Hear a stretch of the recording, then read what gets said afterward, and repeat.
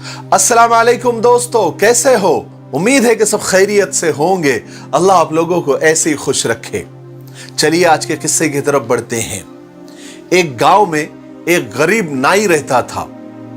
ایک درخت کے نیچے کرسی لگا کر لوگوں کی حجامت کرتا تھا، بال وغیرہ کاٹتا تھا۔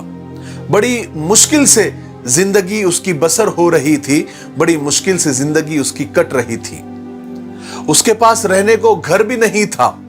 وہ بالکل ایسا تھا کہ بال نہ بچہ اللہ رکھے اچھا، یعنی نہ گھر تھا، نہ بیوی تھی، نہ بچے تھے، صرف ایک چادر اور ایک تکیے کا وہ مالک تھا۔ جب رات ہوتی تو گاؤں میں ایک بند اسکول تھا، اس کے باہر وہ چادر بچھاتا، تکیہ رکھتا اور سو جاتا تھا، اور صبح اٹھ کر پھر اپنے کام پر لگ جاتا تھا۔ وہ درخت کے نیچے جا کر کرسی لگا کر لوگوں کی حجامت کرتا تھا۔ ایک دن ایسا ہوا کہ گاؤں میں سیلاب آ گیا۔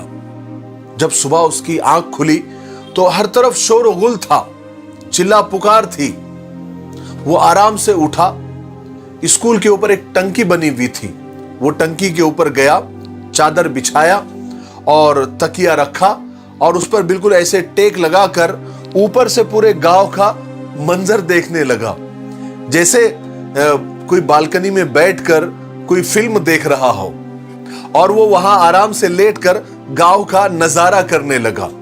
تو گاؤں میں تو بھگدڑ مچی ہوئی تھی، کوئی اپنی قیمتی سامان بچانے کے لیے ادھر سے ادھر بھاگ رہا تھا، کوئی نقدی لے کر بھاگ رہا تھا، کوئی زیور لے کر بھاگ رہا تھا، کوئی اپنی بکریاں بچانے کی فکر میں تھا، تو کوئی کسی نے کپڑے اٹھا رکھے تھے، تو کسی نے سونے کے زیور اٹھا رکھے تھے۔ سب اپنے اپنے سامان بچانے کے لیے ادھر سے ادھر بھاگ رہے تھے۔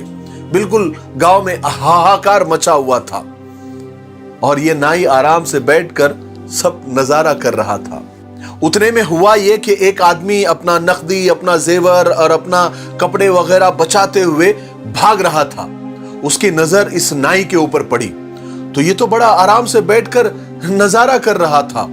اس آدمی کو بڑا غصہ آیا اور حیران بھی ہوا، اور غصے سے بولنے لگا، اوئے یہاں سب برباد ہو رہے ہیں، سب اجڑ رہے ہیں، سب کی جان پر بنی ہوئی ہے، اور تو یہاں سکون سے لیٹا ہوا ہے۔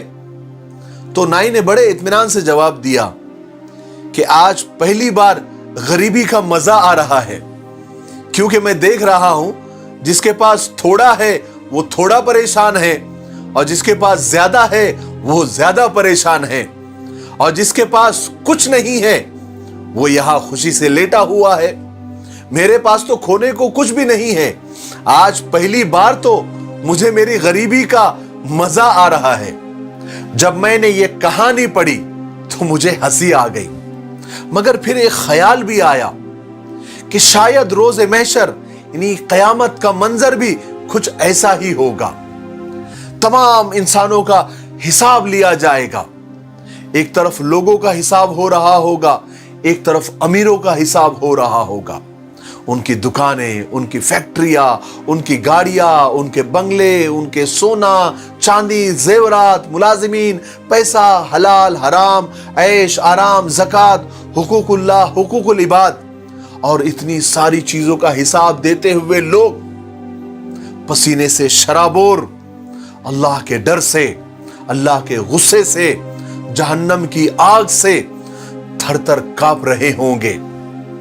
تب شاید اس نائی کی طرح اور اس نائی کے جیسے غریب اور نیک لوگ یہ حساب و کتاب کا منظر بڑے آرام سے دیکھ رہے ہوں گے اور مزے لوٹ رہے ہوں گے، اور ان کے چہروں پر ایک عجیب سا سکون ہوگا، اور شاید وہ دل ہی دل میں یہ کہہ رہے ہوں گے کہ آج تو غریبی کے مزے ہی آ گئے۔